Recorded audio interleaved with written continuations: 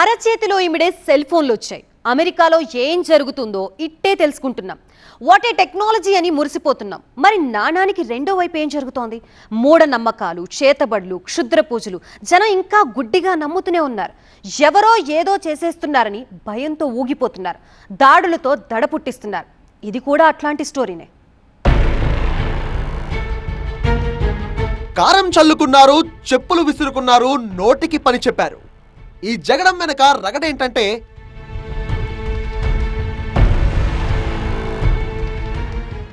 ఇది మ్యాటర్. ఇంటి ముందు కుంకుమ, పసుపు, నిమ్మకాయలతో పూజలు చేయడం ఒంట్లో వణుకు పుట్టించింది.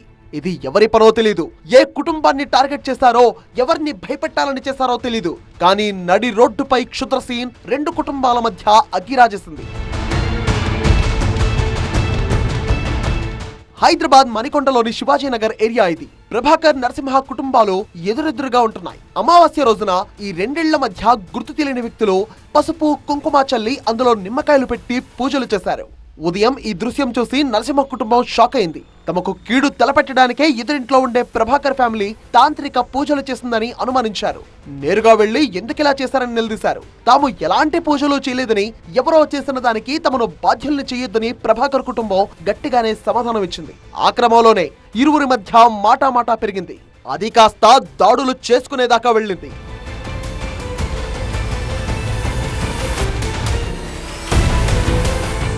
అమావాస్య ఎప్పుడొచ్చిందో కూడా తమకు తెలియదని, అసలు ఎదుటి వాళ్లను చంపాల్సిన అవసరం తమకేంటని ప్రశ్నించింది నరసింహ కుటుంబం. మా మీద మాటికి ఇప్పుడు కాదు 20 సంవత్సరాల సంది మా ఎంబడి పడ్డాడు. ఆయనతో మాకు పానహాని ఉన్నది. ఆయన మొత్తం పైల్వాన్లు అంటాడు, అది అంటాడు, ఇది అంటాడు, నేను దాదాగిరి అంటాడు.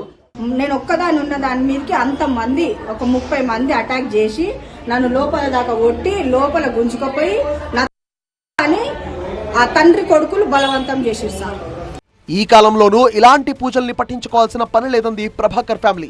అయితే కారులో మంటలు రావడం, సీసీ కెమెరాలు కాలిపోవడం చూసి ఎదుటి వాళ్ళు ఏదో చేస్తున్నారనే అనుమానాలు మాత్రం ఉన్నాయంటోంది.